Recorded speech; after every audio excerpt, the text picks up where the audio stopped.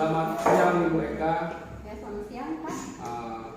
Hari ini kan kita sudah melakukan kesepakatan bahwa akan melaksanakan supervisi akademik di pelajaran TS kelas 8 mereka ya. Apakah menurut Bu Eka kegiatan ini penting bagi Bu Eka?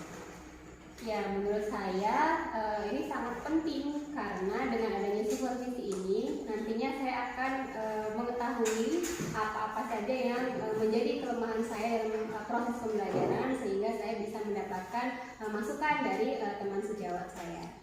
Jadi di pelajaran ini tujuannya apa yang akan Ibu sampaikan kepada siswa?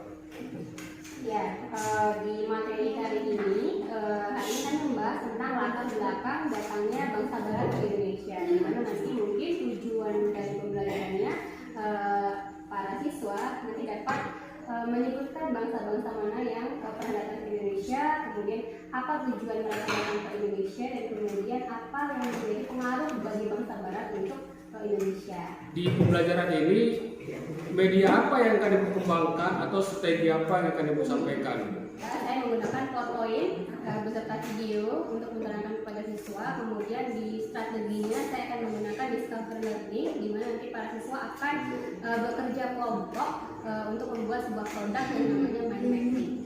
Berarti hari ini kita akan melakukan supervisi dengan berbagai media yang sudah Ibu sampaikan dan strategi yang Ibu sampaikan. Apakah siap kita mulai, Bu? Ya, insya Allah saya siap. Assalamualaikum warahmatullahi wabarakatuh. Waalaikumsalam warahmatullahi wabarakatuh. Alhamdulillah. Bagaimana kabarnya anak ibu semua? Baik.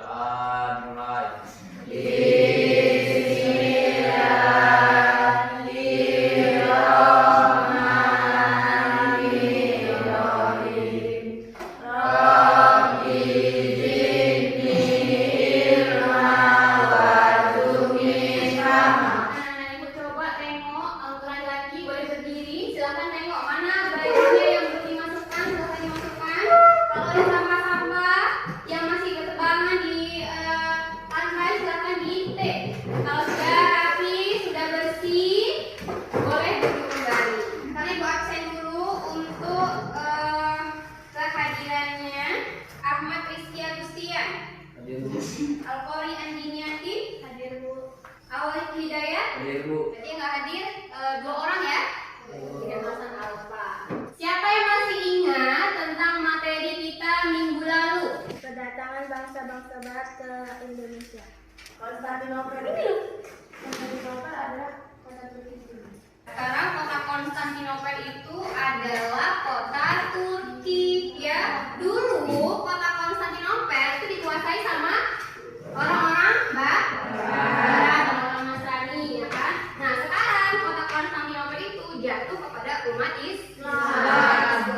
Nah, ketika jatuh kepada umat Islam ya, orang-orang Barat itu susah untuk mengambil atau membeli rempah-rempah ke kota Konstantinopel yang pada saat itu menjadi pusat perdagangan dunia. Nah, ketika mereka susah mendapatkan rempah-rempah di sana, kemudian mereka juga kalau misalkan mereka dapat dengan harga yang mahal, maka mereka mulai berpikir kayak mana ya caranya untuk bisa nyari rempah-rempah ke dunia luar dengan harga yang murah dan banyak.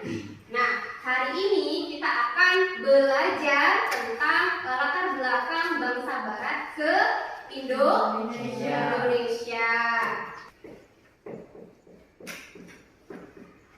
Datang ke Indonesia. Siapa yang tahu? Siapa bangsa Barat itu? Najwa. Siapa bangsa Barat Najwa? Eropa, Bu. Bangsa Eropa, Amerika. Yang lain? Inggris, Jepang, Belanda, Korea. Ya. Jadi tadi ada yang bilang bangsa Barat itu orang Eropa, Inggris, Spanyol. Tujuan pembelajaran kita pada hari ini adalah supaya kalian bisa mengetahui ya siapa-siapa saja bangsa Barat yang pernah datang ke Indonesia, kemudian apa yang melatar belakangi mereka datang ke Indonesia. Manfaat kita belajar pada hari ini adalah supaya kita mengetahui bagaimana cara mereka datang ke Indonesia. Kemudian kita juga belajar, ya, dengan mereka datang ke Indonesia ini sebenarnya dampak apa sih yang diperoleh, positif atau negatif ya? Atau mereka datangnya justru menjajah Indonesia? Kenapa ya bangsa Barat itu tertarik untuk datang ke Indonesia? Kenapa bukan ke Filipina mereka datang? Kira-kira kenapa? Ibu, Nah, karena bangsa Barat mencari rempah-rempah yang murah dan banyak. Bu. akhirnya Najwa. Karena orang Indonesia kaya dengan rempah-rempah. Siapa saja bangsa Barat yang pernah datang ke Indonesia? Menurut kalian? Jepang bu? Jepang. Eropa. Eropa. Belanda. Amerika. Spanyol. Inggris. Jerman. Oke, bagus. Untuk Indonesia apa pengaruhnya? Rugi bu. Ruginya? Jajah. Bangsa Indonesia Jajah. dijajah. Positifnya ada nggak mereka datang ke Indonesia? Ada. Kenapa? Apa adanya? Bisa mengekspor ini Ke luar negeri. Jadi kita bisa menjual rempah-rempah kita ke luar negeri. Seperti ya Nawa. Sangat bagus sekali walaupun memang ada beberapa hal yang mesti Ibu luruskan. Belum paham? Ya, boleh duduk di sebelah kanan Ibu. Ya. Seperti Fahri, kemudian Jiki, kemudian Juanda, Mihan. Jadi Ibu mengelompokkan seperti ini ya. Tujuannya bukan untuk membeda-bedakan kalian, tetapi supaya Ibu lebih fokus untuk membimbing kalian, anak-anak Ibu ya. Jadi Fahri bilang apa bangsa Eropa? Ketika Ibu tanya dia jawabnya Korea, Jepang. Korea itu dia bukan bangsa Eropa. Dia bangsa mana? Dia bangsa bangsa Asia. Dia di mana? Asia mana? Asia di timur. Indonesia Asia mana? Asia Tenggara. Ya, jadi Eropa itu adalah sebuah benua yang biasanya orangnya itu berkulit putih, kemudian hidungnya mancung, rambutnya putih. Apa aja yang pernah datang ke Indonesia? Portugis, Belanda, ya, Spanyol. Mereka cari rempah-rempah. Itu versi Dayat sama si Vita. Jadi tahu ya bangsa-bangsa Eropa yang pernah datang ke Indonesia. Kemudian tadi tujuannya ngapain mereka? Mencari rempah. Apa mereka rempah-rempah? Untuk menghangatkan badan orang-orang Eropa.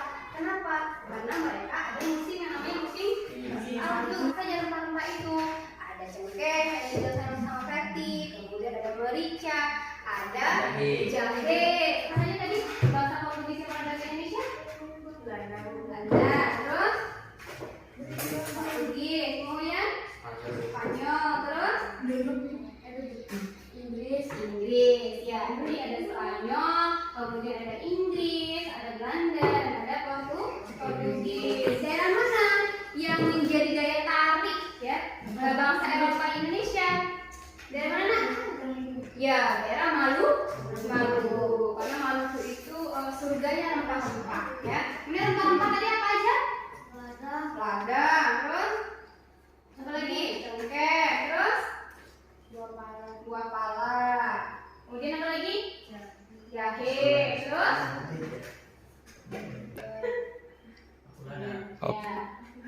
Ya, bagus ya anak-anak Ibu.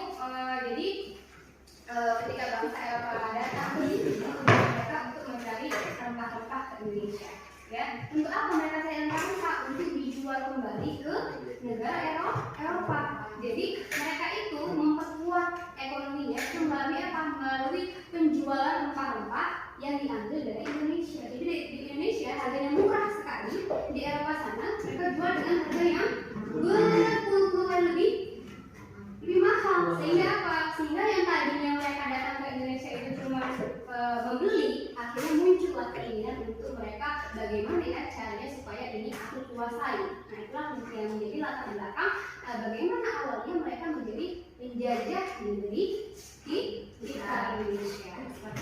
Ibu akan menampilkan sebuah video yang bisa kalian lihat dan amati. Nah silakan diamati video yang Ibu tampilkan. Daging merupakan singkatan dari Gold, Glory, Gospel.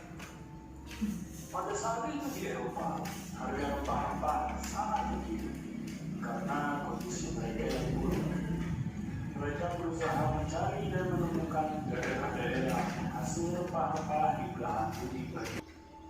Di Indonesia terdapat banyak sekali jenis rempah-rempah seperti merica, cengkeh, jahe, pala, kayu manis, adas, kapulaga, dan kunyit. Dengan membawa misi 3 ini, bangsa Barat melakukan perdagangan dan penaklukan daerah penghasil rempah-rempah. Mereka juga melakukan penyebaran agama. Salah satu dampaknya adalah membaiknya kondisi ekonomi Eropa dan mereka memulai revolusi industri. Sejak tahun 16, setidaknya ada 3 bangsa yang pernah datang dan menduduki Indonesia. Di antaranya adalah Portugis pada tahun 1512, Inggris pada tahun 1579, dan Belanda pada tahun 1595. Pada tahun 1512, Portugis datang ke Asia. Portugis merupakan bangsa Eropa pertama yang datang ke Asia. Awalnya, bangsa Portugis berniat untuk pergi ke India, namun usahanya tidak berhasil. Akhirnya, Portugis menguasai Malaka dan Myanmar. Pada tahun 1512, di bawah pimpinan Antonio de Abreu dan Francisco Serrano, Portugis berhasil menginjakkan kakinya di Indonesia, tepatnya di Maluku. Kemudian, Inggris menggantikan kekuasaan Portugis di Maluku dan membuat sebuah persekutuan dagang yang dikenal dengan East India Company atau EIC. Pada tahun 1602, Peter Wolf pun ditunjuk sebagai Gubernur Jenderal VOC yang pertama. Anak-anak ibu, berdasarkan materi yang tadi sudah kita jelaskan, kita pelajari bersama-sama. Silakan anak ibu lihat ke layar, kemudian di situ ada beberapa soal yang ibu buat. Nah itu silakan dikerjakan. Dimana siapakah bangsa Barat yang pernah datang ke Indonesia? Kemudian apa tujuan mereka datang ke Indonesia? Kemudian apa saja jenis rempah-rempahnya, ya? Yang tadi kita sudah pelajari. Kemudian siapa bangsa Barat yang pertama kali datang ke Indonesia? Kemudian daerah mana yang pertama kali didatangi oleh bangsa Barat? Kemudian apa tujuan bangsa Barat itu mengambil rempah-rempah di Indonesia? Dan kemudian terakhir sebutkan fungsi dagang yang mereka bentuk di Indonesia. Ya, silakan ditulis soalnya kemudian dijawab berdasarkan pengetahuan anak-anak ibu.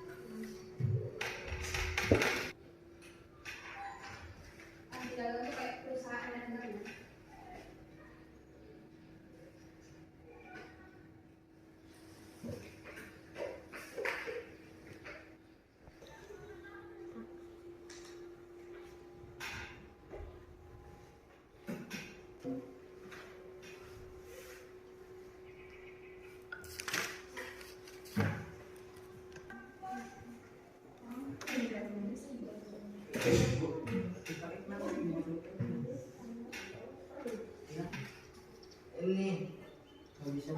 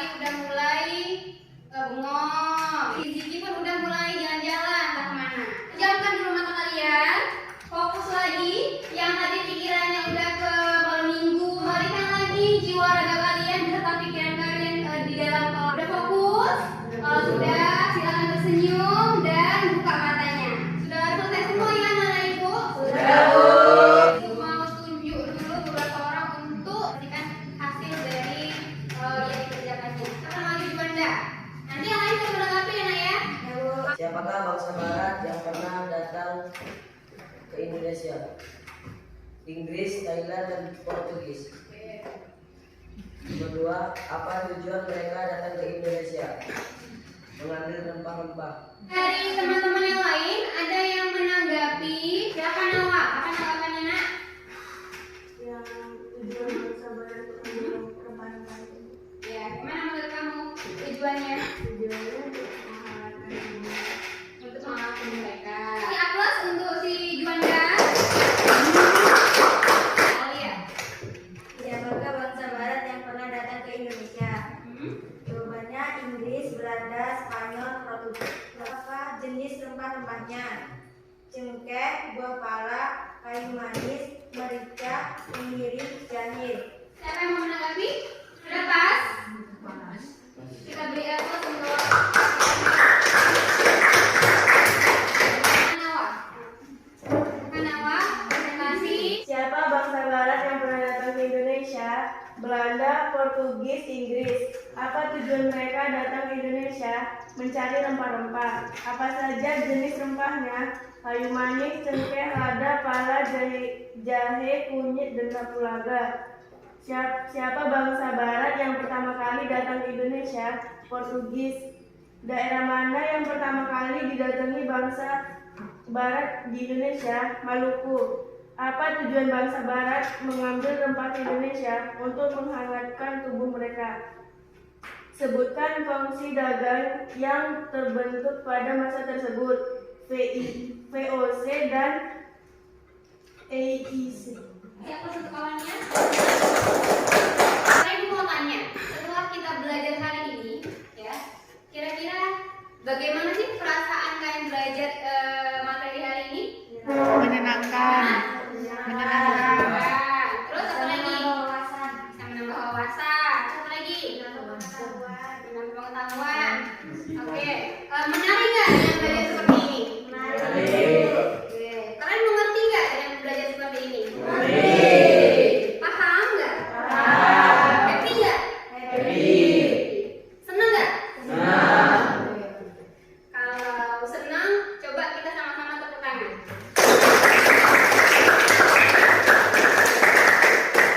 Berakhirnya pembelajaran pada hari ini dapat kita simpulkan bahwa ada beberapa bangsa barat yang pernah datang ke Indonesia, yaitu ada Spanyol, kemudian ada Portugis, ada Inggris, dan ada si Belanda. Ngapain sih mereka ke Indonesia? Mereka datang ke Indonesia untuk mencari rempah-rempah. Mana rempah-rempah itu ada cengkeh, kapulaga, kayu manis, ya kan, kemiri, jahe, dan sebagainya. Tujuannya apa? Tujuannya supaya mereka dengan datang ke Indonesia, mereka bisa menjual kembali rempah-rempah yang sudah mereka beli ke negaranya dengan harga yang mahal. Dan yang lebih parah lagi, mereka bertujuan dan berniat ya supaya mereka bisa menguasai ladang dari rempah-rempah yang ada di Indonesia. Karena Indonesia itu apa? Surganya rempah-rempah. Terutama di mana? Di daerah wilayah Maluku. Ya mungkin sekian dari pembelajaran kita pada hari ini. Untuk selanjutnya membaca materi selanjutnya tentang motivasi 3G ya. Ada goal, glory, dan gospel ya. Jadi kalian baca dulu di rumah. Besok ibu akan tanya apa itu goal, apa itu glory, dan apa itu gospel. Sampai di sini saja materi yang kita pelajari hari ini. Ibu berharap kalian bisa lebih giat belajarnya di rumah. Sekian ibu akhiri. Assalamualaikum warahmatullahi wabarakatuh. Waalaikumsalam warahmatullahi wabarakatuh. Selamat siang Ibu Eka. Selamat siang Pak. Nah, ini menindaklanjuti hasil supervisi observasi kemarin yang kita laksanakan. Kita di sini akan melakukan percakapan disaksikan dengan Pak Nanda sebagai PP untuk melihat sampai mana kemajuan yang telah dilaksanakan oleh CGP, yaitu saya sendiri. Di sini ada beberapa tahapan Bu yang akan saya tanyakan kepada Ibu. Yang pertama itu tentang refleksi Ibu setelah pelaksanaan. Yang kedua itu topiknya, pembicaraan, dan satu-satu yang perlu kita catatkan.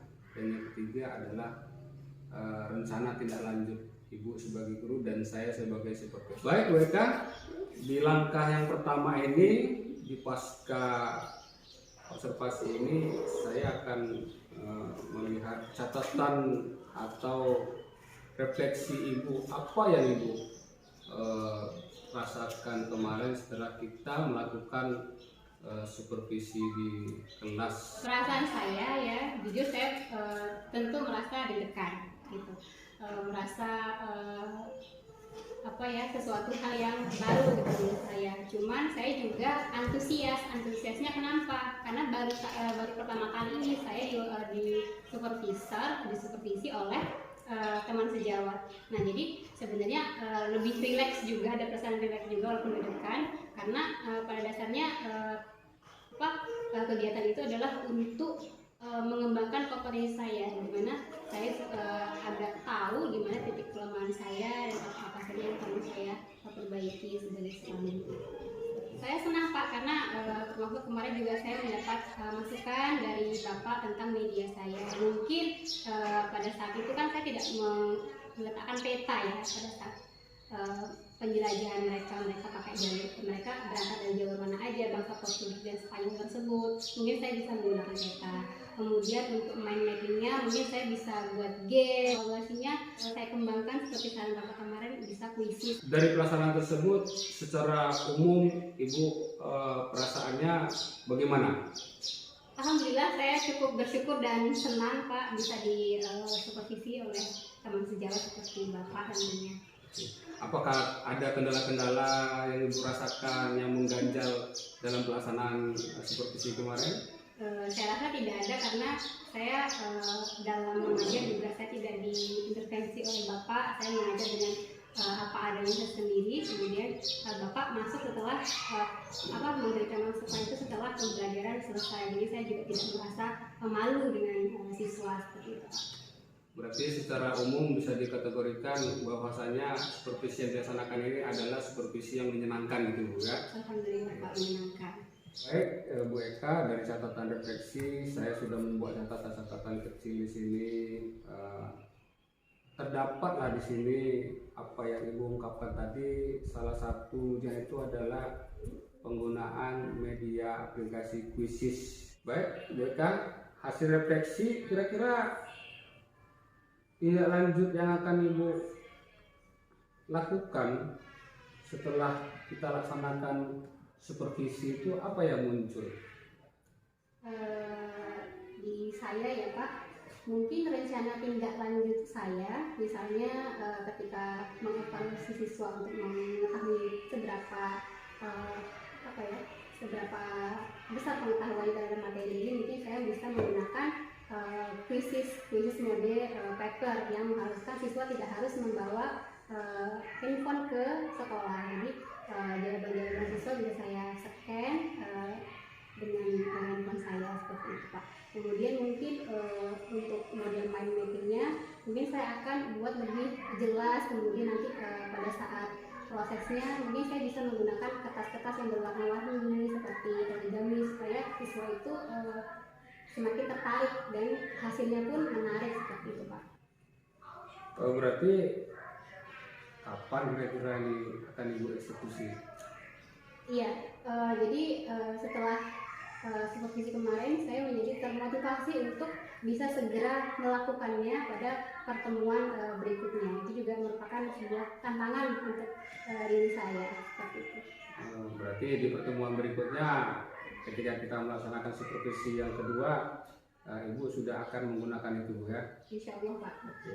Baik, terima kasih Bu ya. Ini percakapan pasca observasi ini semoga ini memberi manfaat terutama bagi saya sebagai supervisi dan Ibu sebagai yang supervisi itu untuk memiliki kompetensi yang saling berbagi dan kolaborasi.